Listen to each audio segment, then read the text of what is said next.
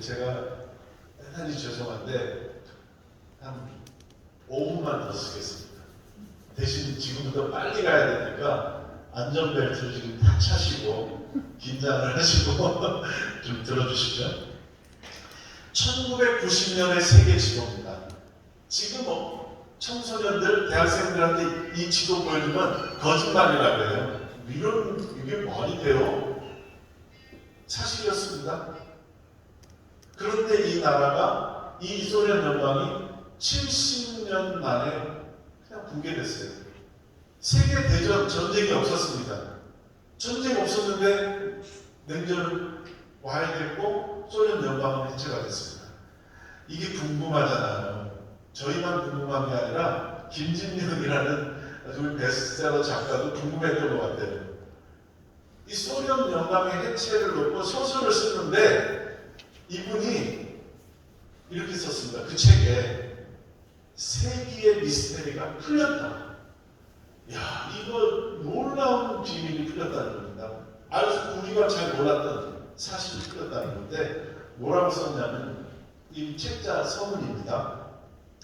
나는 공산주의 붕괴를 취재하는 과정에서 놀랍게도 소수의 한국 사람들이 남미의 공산주의 공산주의 창궐을 막고 베를린 장벽 붕괴를 이끌어내기 위해 온 삶과 열정을 다했다는 사실을 알게 되었다.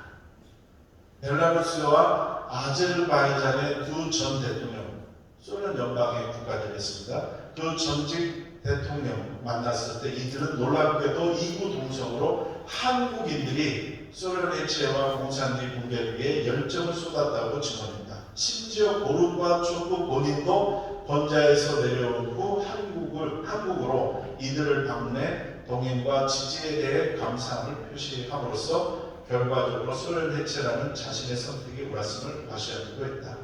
그러나 인텔리전스의 진화를 최고 가치로 믿는 나로서는 이들이, 한국인들입니다. 그 일을 했다는 이들이 역사를 신의 섭리로 보는 분들이라는 점에서 집필 내내 고심하지 않을 수 없었다. 하지만 실제 했던 이들의 행위를 외면하는 것은 공산주의 붕괴의 한 진실을 덮어버리는 부작위의 자기가 되어버린다는 생각이 들었다. 결국 나는 이들과 관련된 내용을 이름을 거론할 수밖에 없다. 그리고 쓴 책이 바로 아까 프리딕션, 예언이라는 그 냉전 중칙의 과정을 소설 형식으로 쓴 책입니다. 베스트셀러였습니다. 거기에서 말하는 그분이 누구냐? 바로 문선명 총재를 얘기하는 거였습니다. 말하지 않을 수가 없다. 소설에 이걸 써서 불이익을 받을 수도 있지만 이건 역사의 진실이기 때문에 쓸 수밖에 없다라고 합니다. 1989년 11월 9일 베를린 장벽이 무너졌습니다. 문선명 총재님은 2년 전에 저와 같은 그 당시에 제가 대학 3학년이었는데 76개국의 대학생들을 베를린 장벽으로 보냈습니다. 그리고 거기서 디 마워 모스베 베를린 장벽은 무너진다라고 외치겠습니다. 그때 사실 그 엄청난 베를린 장벽 155km의 장벽이 과연 무너질까? 2년 뒤에 무너졌습니다.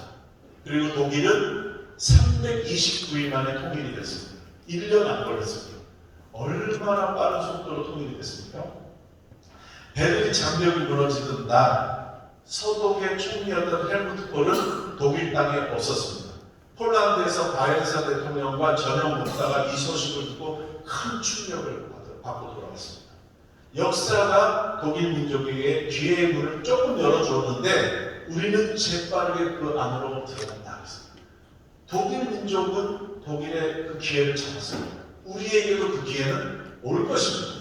오는데 우리가 그 기회를 잡을 수 있는 준비를 하고 있는가? 아무도 정말 답을 지금 내놓을 수가 없습니다. 베를린 장벽이 무너지기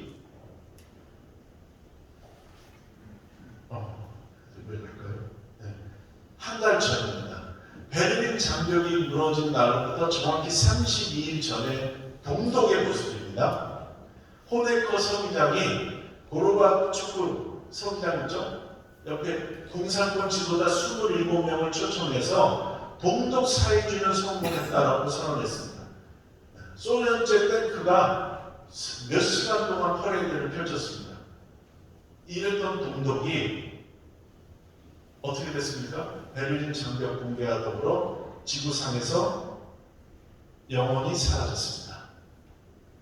문선명 총재가 세계적인 학자들을 동원해서 소련 대사관 바로 앞에 스위스 제네바 인터컨티넨탈 호텔에서 소련 연방은 70년을 넘지 못할 것이라고 선언하는 대회를 하게 했거든요. 정말 놀랍게도 소련 연방이 출발한 1922년부터 69년이 되던 해에 소련 연방은 붕괴됐습니다. 이거 정말 예지력도 대단한 예지력이죠. 리투아니아는 소련 연방이에요. 이 소녀가 자기가 1년 전쯤 내가 내년에는 레닌 동상을 깔고 앉아 있을 수 있을 거야 라고 상상했을까요? 지금 오늘 이 시간에 북한의 평양 주민들이 내년이면 만수대 언덕에 있는 북한 김일성 동상이 무너지고 내가 그 깔고 앉아 있을 수 있겠지라고 상상할까요? 비슷했어요. 그러나 역사는 그렇게 됐습니다. 그 주역이 누구였냐? 베를린 장벽 붕괴의 아주 결정적 주역은 고르바초프였습니다. 고르바초프가 베를린 장벽이 무너졌을 때 아까 보신 소련 탱크 30만의 소련 군대가 동독 땅에 주둔을 했는데도 막지 않았습니다. 그렇기 때문에 통일된 겁니다. 고르바초프가 25주년이 되던 해에 베를린에 왔는데 그때 독일 사람들은 아주 중요한 설문조사를 했고 발표했습니다. 왜 베를린 장벽이 붕괴됐고 독일 통일이 됩니까? 첫 번째는 고르바초프 소련 서기당의 개혁 정책 때문입니다. 두 번째도 아주 중요합니다. 두 번째, 우리에게는 어떻게 보면 서독 사람처럼 잘 살고 싶었던 동독 사람들의 강한 열망 때문이었다. 서독 사람들이 통일운동을 열심히 했기 때문에가 아니라 서독처럼 잘 살고 싶었던 동독 사람들의 강한 열망. 이거 우리 하려면 대한민국의 먼저 온 통일이라고 맨날 말을 하고 있는 탈북민들이 대한민국에서 잘 정착하고 그들의 자녀들이 정말 인재로 성공하도록 국가적으로 도와야 됩니다, 사실. 탈북민 단체의 법인을 취소하고 탈북민을 돕는 어떤 재단도 못 만들게 하는 그런 정권이 돼서는 안 되죠. 탈북민들을 도와야 됩니다. 그 사람들도 못 돕는데 북한의 2,500만이 누구를 믿고 오겠습니까?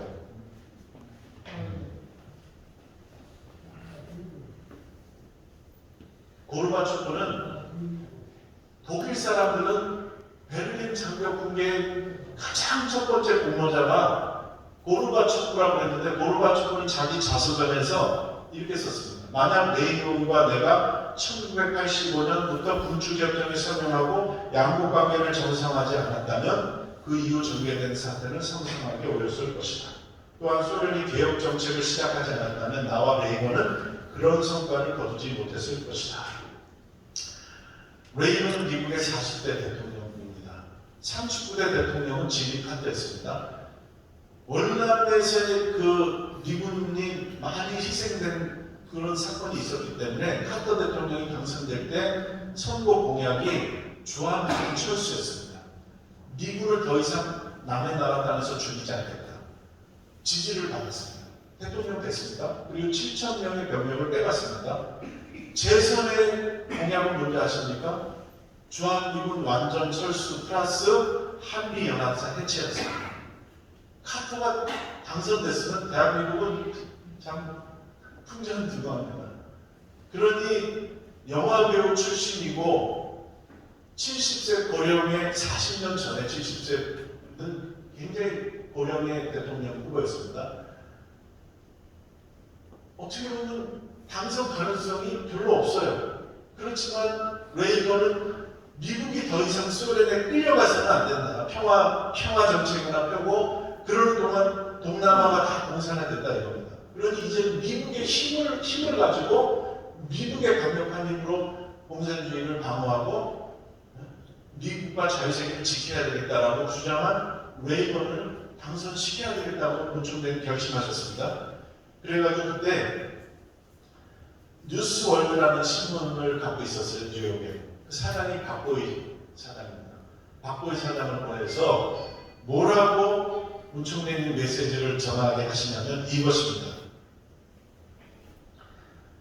이렇게 문 총리님 메시지를 전하는데 그 내용이 이겁니다. 하나님께서는 국제공산주의에 맞서 승리할 수 있도록 제40대 미국 대통령으로 레이건 후보 당신을 결정하셨다고, 하나님께서는 이미 당신을 결정하셨다고 문 총리님이 전하라고 하십니다. 근데 이 레이건이 깜짝 놀랍니다. 그러면서 사실 내가 지금 당선될 가능성이 높은 것도 아니고 내가 꼭 미국 대통령이 돼야 될 이유를 내가 솔직히 몰랐는데 이제 알았다고. 나는 40대 대통령이 돼서 국제공산주의에 강력하게 맞서 승리하겠다. 이런 얘기를 했습니다. 문 총리님이 이제 내일 선거가 다가왔습니다.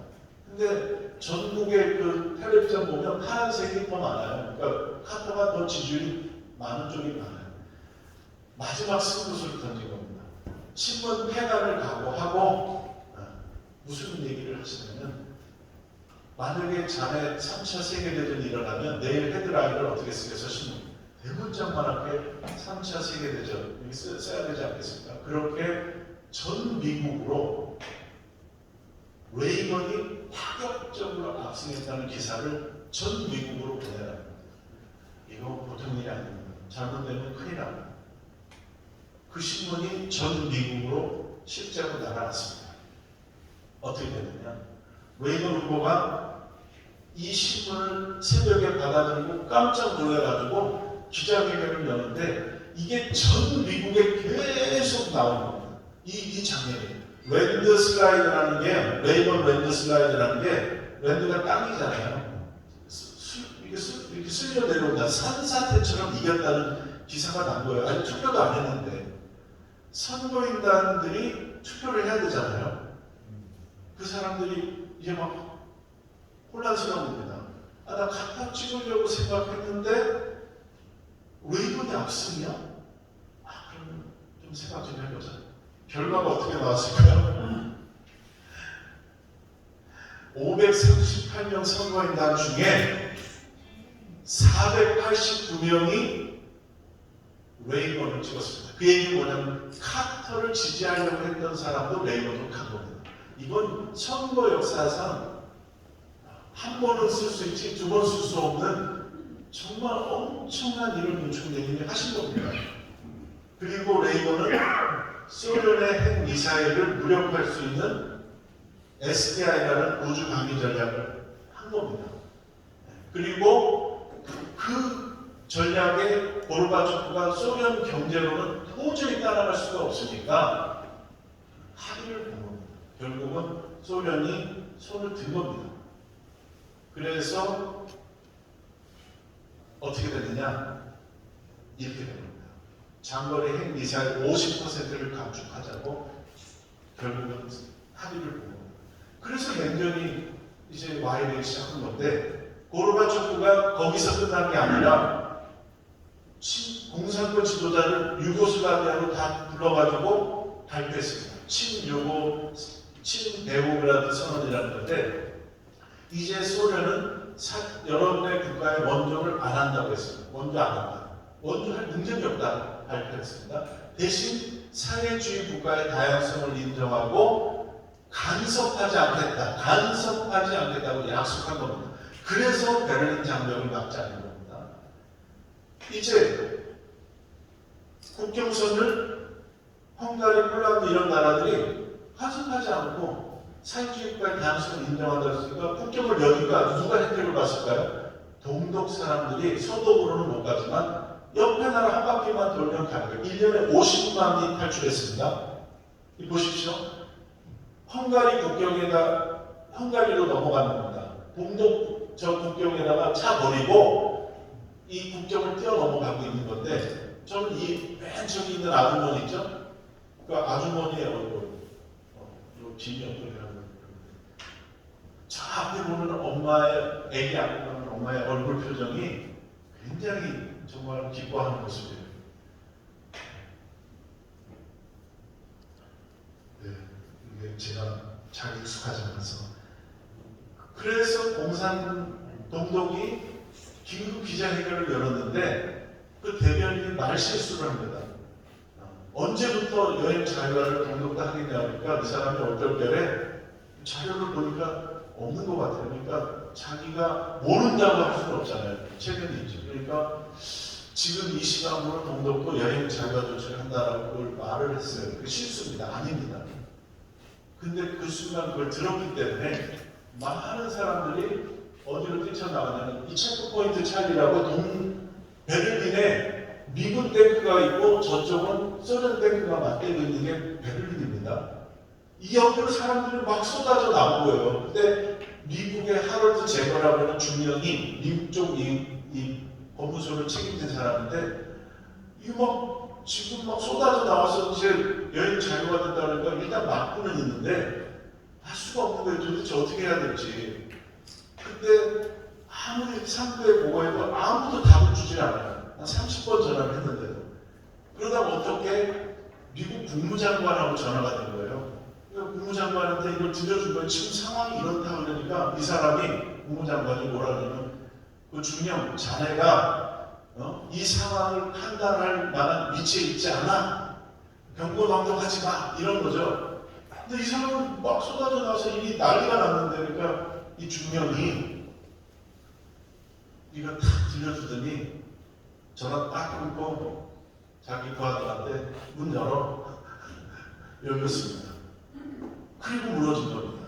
역사라는 것은 그렇게 갔던 겁니다. 이게 지금 그 체크포인트 찰리예요. 옆에 맥도라는 데 있죠. 그래서 소련 고르바초프의 서기장인 그 외교부 장관이 레이건이 발표한 미사일 방위상에서 대하는 소련에게 충격을 가했고 고르바초프가 군사 대결 도전에서 후퇴하는 결정을 내리게 이르렀다. 이렇게 씁니다. 레이건은 워싱턴 타임즈 창간 10주년에서 우리는 냉전에서 승리했고 미국 시민들이 이 진리를 알고 있고 이 진리를 전해주는 게 바로 워싱턴 타임즈다. 이렇게 얘기를 했습니다. 여기까지만 하겠습니다. 그 다음에는 사실은 고르바초프를 만나서 개혁 정책을 도와주고 또 중국의 주석과 이것들을 움직이고 그리고 그 기반을 통해서 북한에 들어가서 김일성 국가의 변화인데 이것까지 하면 오늘 집에 못 가십니다. 그래서 여기까지만 하고 구미에서 회장님 다음에 한번 또 불러주시면 제가 또 와서 흥미진진한 이게 지금 드라마 보는 것처럼 흥미진진합니다. 그래서 지금 궁금하시죠? 또 우리 회장님께서 불러주시면 제가 와서 다시 그 후편을 하겠습니다. 감사합니다.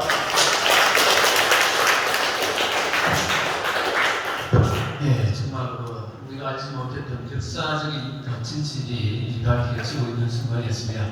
예, 수고해주신 우리 송광수 회장님을 다시 한번 감사드립니다.